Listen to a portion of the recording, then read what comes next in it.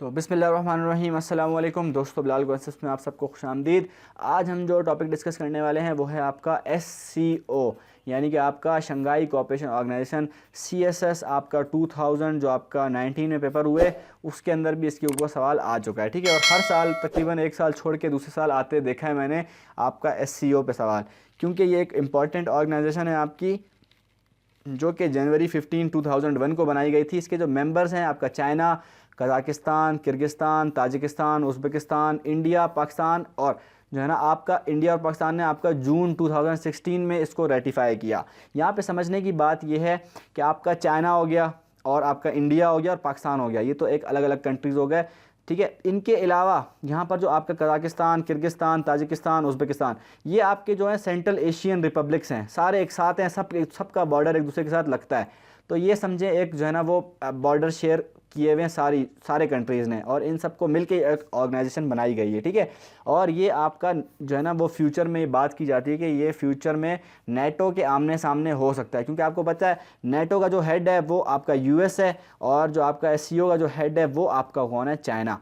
ठीक है, तो चाइना और USA का जो टसल चल रही है वो बाद में हमें जो है ना इस रीजन पर देखने को मिल सकती है। ठीक है, एम्स एंड ऑब्जेक्टिव्स देखते हैं इस हमारे जो ऑर्गेनाइजेशन के। सबसे पहली बात सिक्योरिटी एंड पीस, बहुत इंपॉर्टेंट बात है यहाँ पर कि सिक्योरिटी एंड पीस इनका ऑब्जेक्टिव है। जो बॉर्डर इशूज़ हैं सेंट्रल एशियन रिपब्लिक्स के, आपने देखा था कि जब कोल्ड वॉर ख़त्म हुई जो 1991 में, आपका फॉल ऑफ जो आपका USSR है, उसके बाद जो है ना वो सेंट्रल एशियन रिपब्लिक्स जो थे वो पहले रशिया के जो है ना वो हिस्से हुआ करते थे। फिर आपको पता है कि सेंट्रल एशियन रिपब्लिक्स जो है उनको आज़ादी मिल गई। ठीक है, तो उनके बॉर्डर के काफ़ी इश्यूज़ थे, उनको सॉल्व करना था, तो उसमें चाइना को भी लाए ये लोग। ठीक है, तो इसी तरह से फिर ये जो है ना मामला हल हुआ। ठीक है, क्लाइमेट का यहाँ पर मसला है, क्लाइमेट भी एक सिक्योरिटी इशू है, आपको पता है। एक्सट्रीमिज़म एंड टेररिज्म, ये भी आपको पता है सिक्योरिटी के इशू हैं, इनके ऊपर भी काम करनी पड़ेगी, और जो आपके और भी काफ़ी सारे सिक्योरिटी इश्यूज़ हैं उनके ऊपर भी काम करना पड़ेगा। ठीक है, अगला जो बात है इसमें, अगली जो है पॉइंट है वो आपका इकनॉमिक जो है ना वो इकनॉमिक आपका क्या कहता है कि आपका ओवर 100 प्रोजेक्ट्स हमारे हो चुके हैं, ओवर 100 प्रोजेक्ट्स के ऊपर जो है ना वो काम हो रहा है, ओवर 100 प्रोजेक्ट्स जो है ना वो कन्फर्म हो चुके हैं, अप्रूव हो चुके हैं, उन पे काम होना है। ट्रांसपोर्ट के, इंफ्रास्ट्रक्चर के, टेलीकम्युनिकेशन के, एग्रीकल्चर और एनर्जी के जो प्रोजेक्ट्स हैं वो यहाँ पर जो है ना वो शुरू हो चुके हैं। ठीक है, ये इनके ऑब्जेक्टिव्स थे जो कि पूरे हो भी रहे हैं। कल्चरल क्या है आपका जो है ना वो ट्रस्ट और आपका जो है ना वो कनेक्शन, आप जो है ना वो एक दूसरे के साथ जो है ना कल्चरल शेयरिंग होगी, कल्चरल लिंकेज होगी, स्कॉलरशिप्स होंगी, एजुकेशन के ऊपर काम होगा। तो ये तमाम चीज़ें इन्होंने कहा कि हमारे ऑब्जेक्टिव्स हैं। प्रॉब्लम्स क्या है इसमें देखते हैं। रीजनल इनस्टेबिलिटी, यहाँ पर भी वही बात आ गई, इंडिया पाकिस्तान, इंडिया चाइना, ये फड्डे चलते रहते हैं, तो इसकी वजह से रीजनल इंस्टेबिलिटी है। लैक ऑफ फंडिंग है, यानी कि पैसे इतने आते ही नहीं हैं। ठीक है, चाइना आपको पता है हेड है, लेकिन चाइना ग्रोइंग इकोनॉमी भी है, उसका USA से भी फड्डा चल रहा है, इसी वजह से भी जो है ना वो इसकी तरफ, इस आपके SCO की तरफ ध्यान थोड़ा कम है। फिर दूसरी वजह जो है ना इंडिया पाकिस्तान की जो है ना वो बहुत बड़ी राइवलरी है, ये शुरू से ही है, ये ख़त्म होने का नाम ले रही नहीं है। इसी वजह से यहाँ पर फंडिंग भी इस तरह फंडिंग के ऊपर ध्यान नहीं दिया जाता। लैक ऑफ डिप्लोमेसी है यहाँ पर, जो आपका चाइना और इंडिया की टसल चलती रहती है, वो आप देखें ना कि उसकी वजह से चाइना और इंडिया की टसल है, उसकी वजह से पाकिस्तान पर क्या इम्पेक्ट पड़ता है। पाकिस्तान, इंडिया आप क्या करता है, कुछ जो है ना वो न्यूक्लियर आर्सेनल्स ख़रीदता है, तो पाकिस्तान समझता है भाई ये कहीं मुझे नहीं मारे, तो फिर पाकिस्तान भी बढ़ाता है, इससे पाकिस्तान की जो इकॉनमी है उस पर इम्पेक्ट पड़ता है। ठीक है, तो ये बड़े मसले यहाँ पे से शुरू होते हैं, और आप ख़ुद एनालाइज करें, गहराई में जाएं कि कितने ज़्यादा मसले होते हैं ये। फिर आपका जो फोर्थ है वो है इंडियन हेजमनिक एटीट्यूड। यहाँ पर भी इंडिया है, तो इंडिया कहता है भाई मैं हूँ, चाइना के साथ इंडिया के फड्डे हैं। हालांकि आपको पता है जो चाइना है वो उसी ने ही इस ऑर्गेनाइजेशन की बुनियाद रखी है, लेकिन उसके बावजूद आपका जो है ना वो इंडिया कहता है नहीं भाई मैं हूँ। ठीक है, अक्साई चिन का इंडिया और चाइना का इशू भी, अक्साई चिन की जो आपकी जो टेरिटरी मैंने आपको दिखाई थी कश्मीर के मामले में, वहाँ पर आपने देखा था। अगला मसला है ऑपरेशन इन कश्मीर। कश्मीर के अंदर काफ़ी ऑपरेशन हो रहे हैं, कश्मीर भी इसी रीजन का एक हिस्सा है। ठीक है, तो वहाँ पर भी काफ़ी फड्डे हो रहे हैं। फिर आपका है the great game. The great game क्या है कि आपको पता है जो सेंट्रल एशियन रिपब्लिक्स हैं जितने भी, वहाँ पर जो है ना वो यूरोप की भी जो है ना पहुँच, और आपकी चाइना की भी पहुँच। चाइना जो है ना आपका राइट साइड से आता है और यूरोप आपका लेफ्ट साइड से आता है। ये सेंट्रल एशियन रिपब्लिक है, यहाँ पर इसको कहते हैं ग्रेट गेम। ठीक है। सेंट्रल एशियन रिपब्लिक क्यों आते हैं वो, क्योंकि यहाँ पर एनर्जी बहुत ज़्यादा है, ठीक है। तो ये यहाँ पर ग्रेट गेम बनता है। इसी वजह से इस जो रीजन है आपका, यहाँ पर जो है ना वो कॉन्फ्लिक्ट के चांसेस रहते हैं, क्योंकि अमेरिका भी इसके अंदर इन्वॉल्व है, आपको पता है। अब हम देखते हैं इसके जो है ना कुछ हम जो है ना वो और चीज़ें देखते हैं कि और क्या प्रॉब्लम्स हैं हमारे पास। सबसे अगला जो प्रॉब्लम है वो है एनर्जी कंपटीशन।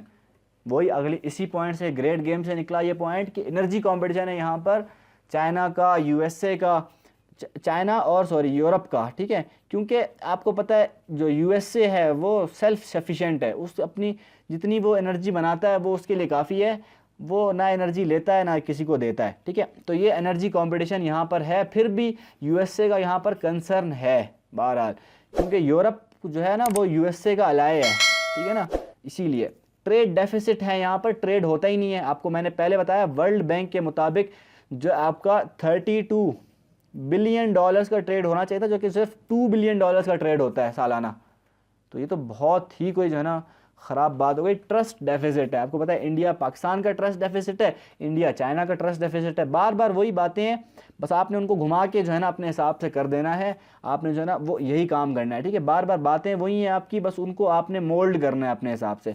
फिर आपका है अगला competition in India, competition in India नहीं, कंपटीशन इन इंडियन ओशन। आप देखें ये आपका आ गया इंडिया, ठीक है। इसके नीचे जितना भी समंदर है ना ये आपका जो है ना वो इंडियन ओशन कहलाता है। और यहाँ पर ये पाकिस्तान आपका आ गया, ठीक है। ये पाकिस्तान, ये पाकिस्तान आ गया आपका, और ये आपका ईरान आ गया। यहाँ से फिर आप देखते हैं ये जो आपका समंदर आता है इसको हम कहते हैं पर्शियन गल्फ। यहाँ पर कंपटीशन है, और इस कंपटीशन में आप देखते हैं यूएसए भी शामिल है, बड़े बड़े जो आपके बड़े बड़े कंट्रीज़ हैं वो यहाँ पर शामिल हैं, ठीक है। तो ये आपके बहुत ज़्यादा मसले यहाँ पर मौजूद हैं। फिर हम देखते हैं कि सोल्यूशंस क्या दे सकते हैं, रिकमेंडेशंस क्या दे सकते हैं। कॉपरेशन हम कर सकते हैं काउंटर टेररिज्म के ऊपर, यानी कि आप बड़े बड़े मसलों को छोड़ो, पहले जो इस तरह के मसले जो रीजनल लेवल पर हैं, आपके डोमेस्टिक लेवल पर हैं, उनको ख़त्म करें। तो टेररिज्म के ऊपर, काउंटर टेररिज्म के ऊपर काम किया जा सकता है, ठीक है। Focus on economic rather than political. अब आपको पता है पॉलिटिक्स यहाँ पर बहुत ज़्यादा होती है। आप देखते हैं ग्रेट गेम चल रही है, ठीक है। इंडिया और जो है ना पाकिस्तान की जो है ना वो न्यूक्लियर कंपटीशन चल रहा है, इंडिया चाइना का न्यूक्लियर कंपटीशन चल रहा है। तो ये आपको पता है कि जो है ना हमारे जो है ना इकोनॉमिक्स के ऊपर हम जो पॉलिटिक्स के ऊपर हम जो है ना ध्यान देते हैं, जबकि हमें इकोनॉमिक्स के ऊपर ध्यान देना चाहिए। जैसे हम ट्रेड को प्रमोट करें, ठीक है ना, ट्रेड को प्रमोट करें, और इस तरह जो है ना जो भी आपके डेवलपिंग कंट्रीज उनको असिस्ट करने का काम करें, ठीक है। सेटलमेंट बिटवीन ईरान एंड सऊदीया, ये ईरान और सऊदीया का जो टसल चल रही है ना, इसकी वजह से भी दुनिया में बहुत ही ज़्यादा जो है ना वो ह्यूमन राइट्स वायलेशन हो रही है। यमन में आपने देखा कि आपका जो है ना वो सीरिया में भी मसला है, ठीक है।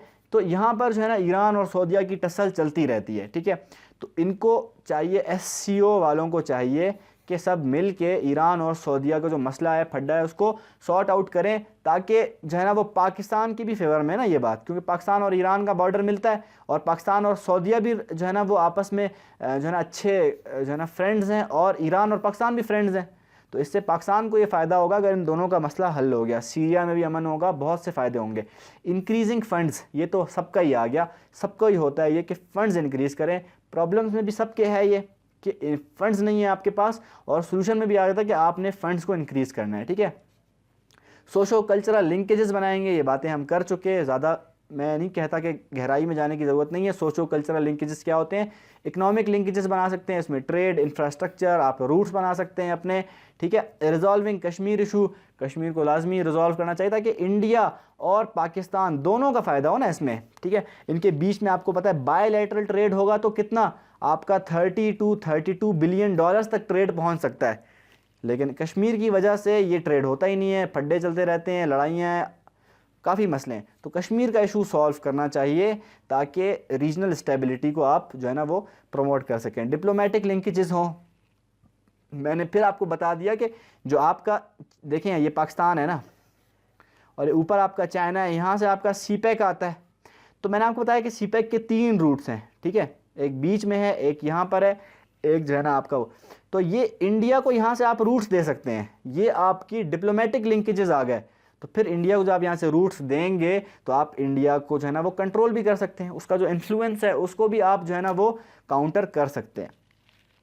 फिर है आपका फैसिलिटेटिंग लैंड लॉक्ड कंट्रीज़। आपने देखा कि ये आपको दिखा देता हूँ कि आपका पाकिस्तान आ गया, ठीक है, ये आपका अफ़गानिस्तान आ गया, ये आपका ईरान आ गया। अब ईरान तो ठीक है, ईरान पे तो समंदर है, पाकिस्तान पे भी समंदर है, इंडिया पे भी समंदर है, लेकिन ये अफगानिस्तान आपके जो सेंट्रल एशियन रिपब्लिक्स जितने भी हैं आपके, इनके पास समंदर की जो है ना वो पहुंच नहीं है। तो पाकिस्तान को चाहिए कि इनको जो है ना वो समंदर पर रास्ता दे, इंडिया को चाहिए वो समंदर पर रास्ता दे, ठीक है ना। जो भी कंट्री मेंबर्स हैं इनको चाहिए कि ये जो भी लैंड लॉक कंट्रीज़ हैं, यानी कि जिनको समंदर नहीं मिलता, उनको फैसिलिटेट किया जाए। ठीक हो गया। Pakistan energy need can be fulfilled, यहाँ पर पाकिस्तान अपनी एनर्जी नीड्स के लिए भी काम कर सकता है। आपको याद होगा हमने शुरू में जो पाकिस्तान का relations with cars central Asian republics हमने डिस्कस किया था, उसमें हमने बात की थी कि एनर्जी जो है ना पाकिस्तान और बना भी रहा है, शुरू भी किए हैं पाकिस्तान एनर्जी प्रोजेक्ट्स यहाँ पर, तो काफ़ी फ़ायदा हो रहा है। ठीक हो गया। तो ये हमारी जो ऑर्गेनाइजेशंस थी ये भी यहाँ पर ख़त्म हो गई, सारी ऑर्गेनाइजेशन जितनी भी थी हमने डिस्कस कर ली। तो फिर हमारा जो लेक्चर है वो यहीं पर ख़त्म होता है। मैं मिलता हूँ आपसे अगली वीडियो में। हमारे इस चैनल को सब्सक्राइब करें, लाइक करें वीडियो को। अल्लाह ने के बाद।